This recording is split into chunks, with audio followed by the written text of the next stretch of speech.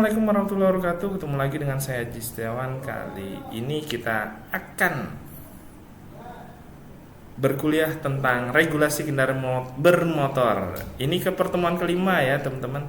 Ini materi kelima, yaitu istilah dalam sarana dan prasarana transportasi sesuai dengan regulasi.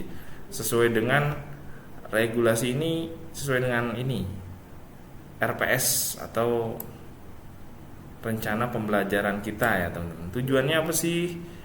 Di sini tujuannya jelas ya teman-teman ya. Oke, sebelum kita sampai di tujuan, kita bahas dulu yang pertama tujuan pembelajarannya seperti apa, terus pentingnya memahami dalam regulasi itu seperti apa, istilah penting dalam regulasi kendaraan motor itu seperti apa, dan membedakan istilah dalam studi kasus mini lah seperti apa sih. Oke. Dan nanti ada soal ya teman-teman, silahkan. Oke, kita masuk kepada tujuan pembelajaran. Tujuan pembelajaran apa sih? Materi ini isinya apa? Ya, fungsi dari materi ini adalah agar teman-teman paham dan bisa menjelaskan pentingnya regulasi kendaraan bermotor itu seperti apa. Yang kedua, teman-teman juga mampu membedakan makna beberapa istilah yang sering digunakan dalam peraturan atau pengaturan kendaraan bermotor. Terus bisa menyebutkan minimal 3 istilah lah dalam regulasi kendaraan bermotor itu apa tanpa melihat catatan. Kira-kira teman-teman bisa nggak ya? Oke, kita masuk ke pentingnya memahami istilah dalam regulasi. Di sini ada 3 poin dari pentingnya memahami istilah dalam regulasi. Pertama dari definisi, terus mengapa pentingnya memahami istilah dan kesimpulan. Kita masuk pada pertama definisi. Nah, di sini teman-teman ya. Jadi istilah dalam regulasi ini adalah suatu kata atau frasa yang memiliki arti khusus dan telah ditetapkan sebagai peraturan perundang-undangan yang digunakan untuk menjelaskan objek atau subjek, proses atau kondisi hukum tertentu. Contoh gini teman-teman, kata kendaraan bermotor dalam Undang-Undang Nomor 22 Tahun 2009 Pasal 1 Ayat 7 didefinisikan sebagai setiap kendaraan yang bergerak dan peralatan teknik yang berada pada kendaraan itu, terutama motor dan mesin. Nah, itu contohnya ya teman-teman. Jadi didefinisikan secara jelas dan detail seperti itu teman-teman. Mengapa sih kita penting untuk memahami istilah dalam suatu regulasi kendaraan bermotor? Yang pertama di sini kita bagi menjadi 3. Mencegah salah tafsir. Yang kedua, memastikan prosedur pemeriksaan dan penegakan hukum itu tepat. Yang ketiga, mendukung akurasi dalam laporan dan dokumentasi resmi gitu teman-teman. Kita masuk kepada pentingnya memahami istilah, yaitu mencegah salah tafsir.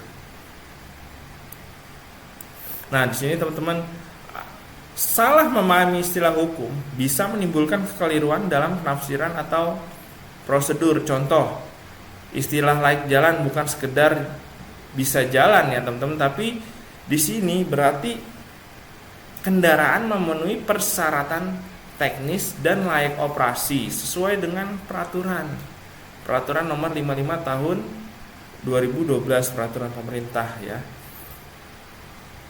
Contoh lagi, jika bengkel tidak memahami istilah ini dengan benar ya, atau kendaraan yang sebenarnya tidak memenuhi syarat bisa dianggap layak sehingga menyebabkan bahaya bagi pengguna jalan di jalan ya. Seperti itu fungsinya agar tidak salah tafsir. Yang berikutnya, yang kedua, memastikan agar prosedur pemeriksaan dan penegakan hukum ini berjalan secara tepat. Seperti itu. Nah, contoh petugas penguji atau polisi lalu lintas maupun teknik ya, harus memahami istilah teknik yang benar. Contohnya, saat terjadi kecelakaan, istilah kelalaian atau kesengajaan ini memiliki implikasi hukum yang berbeda teman-teman. Ada lalai, ada sengaja, itu beda. Ini terkandung dalam KUHP dan Undang-Undang Nomor 22 Tahun 2009 Pasal 310 ya teman-teman. Jadi salah menafsirkan peran atau kondisi kendaraan dapat mempengaruhi status tersangka dalam kecelakaan lalu lintas. Nah, makanya hati-hati ya, jangan salah dalam mengucap. Berikutnya, kenapa perlu memahami istilah? Karena untuk mendukung akurasi laporan dan dokumen resmi. Seperti itu teman-teman. Maksudnya gimana?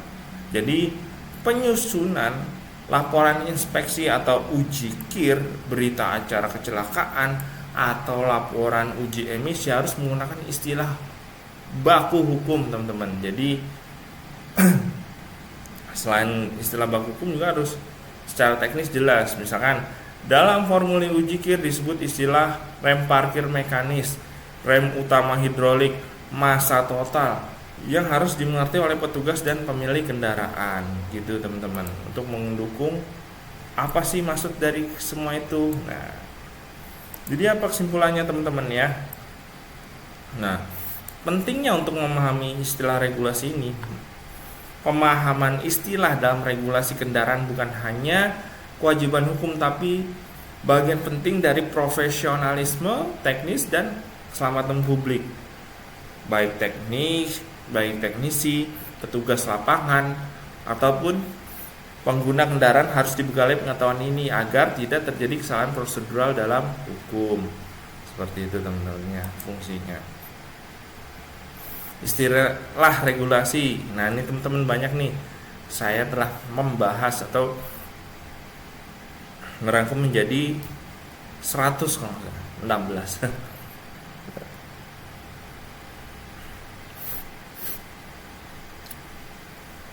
Mulai dari kendaraan bermotor, layak jalan, ranmor, umum, karoseri, terus suratan nama kendaraan sampai pemilik kendaraan.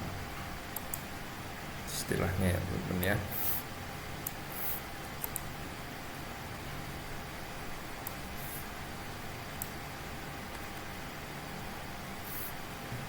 Sini juga membedakan istilah studi dari kasus mini ini teman-teman. Contoh kata gini teman-teman. Angin itu dari yang bergerak, isu atau kabar yang tidak jelas bisa jadi. Contoh kalimat pertama, hari ini angin kencang. Dan ada juga kalimat, ada angin tentang mutasi jabatan. Nah, istilah api, menyala hasil pembakaran. Api juga bisa arti semangat atau amarah. Contoh ya, hati-hati dengan api kompor. Nah, itu jelas itu api. Yang dua, ia berlatih dengan penuh api.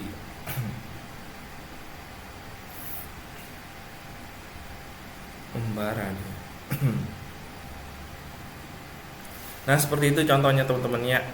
Ada yang mau ditanyakan? Dia memberikan studi kasus ini contohnya. Baik, setelah ini ada soal, teman-teman silahkan dijawab pertanyaannya. Demikian dari saya, sekian. Saya Aji Setiawan, telah membahas tentang istilah sarpras dalam transportasi sesuai dengan regulasi. Assalamualaikum warahmatullahi wabarakatuh.